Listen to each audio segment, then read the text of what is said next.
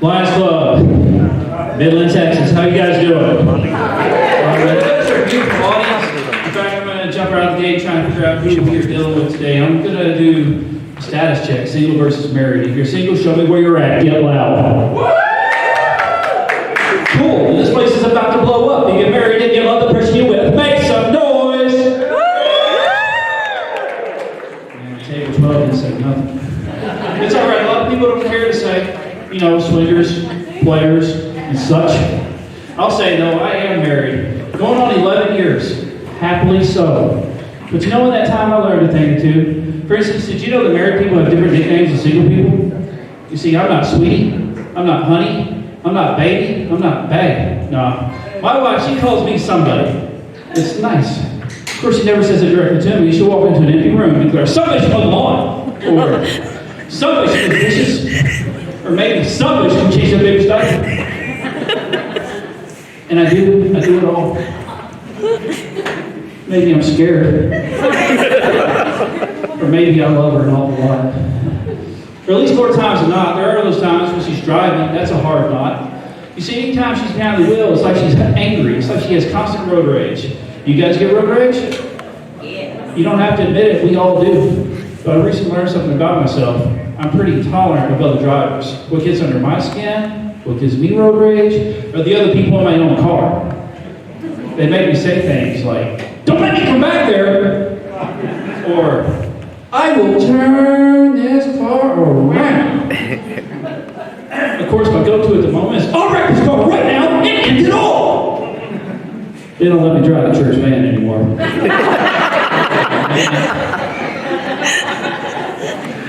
I really do. I love my wife so much. But spouses, they can be pretty demanding. For instance, a while back, my wife asked me if I would care to learn a second language with her. I told her, heck no. Sounded like a lot of work. 3 days later, she asked me again, and I knew it was going to be a thing. So I told her, yeah. Would you believe that she let me pick the language? So I chose something that would be completely viable for me here in Texas. I chose Italian. Okay, so not very viable at all, but I worked real hard at it for about a week. It was as tough as I thought it would be, so I quit. But before I did, I took a test. A test that told me I was actually 1.9% fluent in Italian. I say that qualifies me to teach you a thing or two, give some words to walk around with. You guys want to learn some Italian? Yeah. All right. Cool. This table over here, this is just for you, I suppose. We'll start with this. Figaro, Figaro, Figaro, Figaro, Figaro.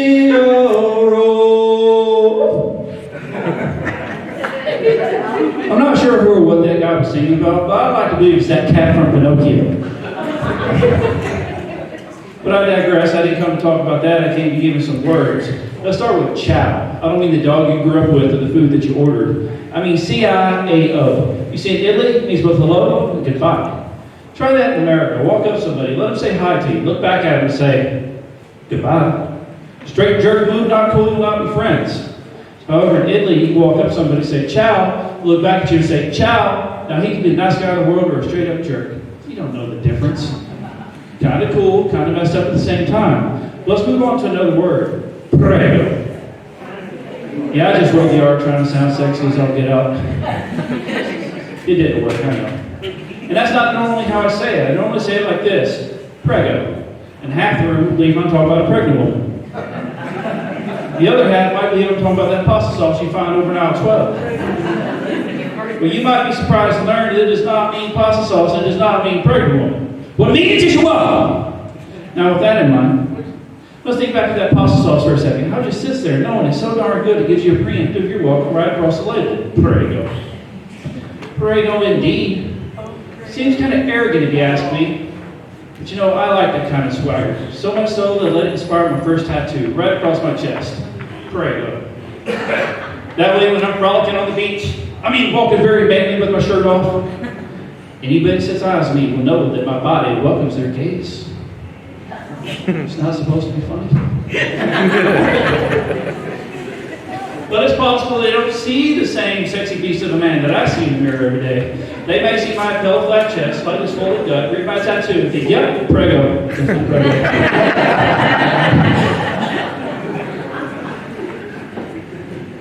For the 1 week that I studied so hard the Italian language, I really learned something. I learned that it is a really cool, seductive language. But upon further review, most languages sound amazing when you compare them to English. Some people aren't ready for that, so here's something to compare it to. I'm going to reach. So comedians should never do this, by the way. But I'm going to reach for you all the way 28 years into the past. They reference an animated feature. I'm going to pull a song from it. Bring it to the present, put it on this mic, and sing to it. Sing to you these lyrics in English. See if you recognize them. Here comes a lion, father. Yes, it's a lion. Ever heard that before? Of course not, because it's lame. Let's rewind and play it in Zulu.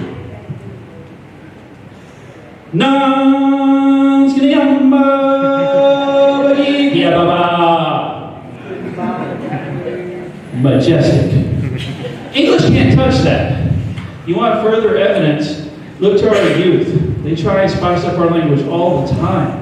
They take our words, they turn them into acronyms, or they'll take a word and truncate it in some way. Or they'll take a word that used to mean this and make it now mean this, and I pick up on it.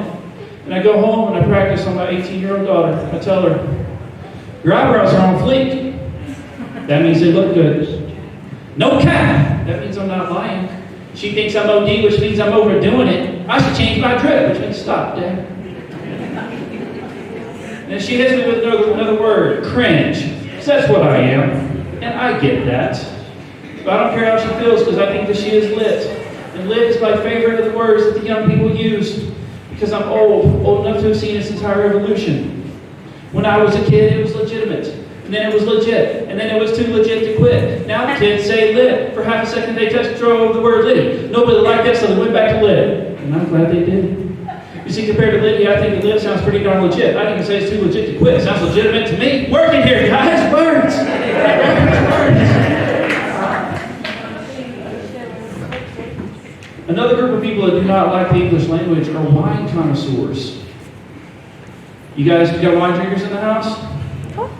None of you. All right, cool. This is going to be very educational. I'll tell you, they have some really seductive, cool words. None of them are English, though. They say things like reverse demeanor, Pinot Grigio, Sauvignon Blanc, Sangria.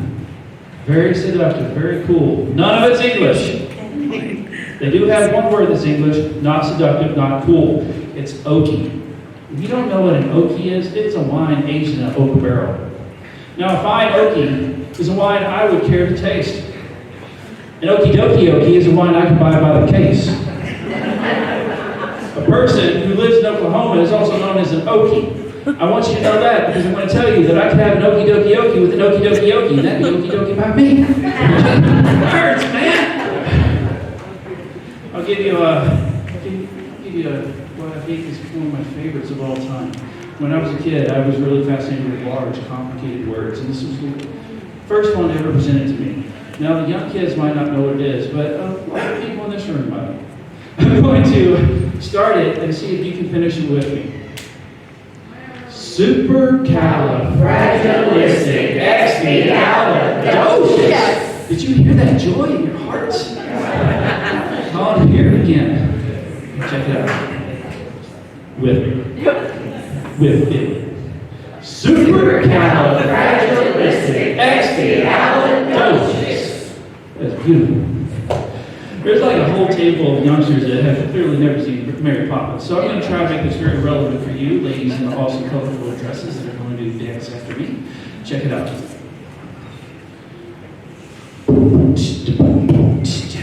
Supercalifragilistic, supercalifragilistic, expialidocious.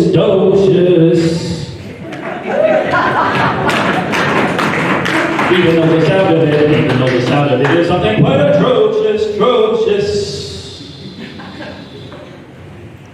If you say it loud enough, you'll always sound precocious. Yeah. It's supercalifragilistic, expialidocious. Lions Club Midland, thank you guys so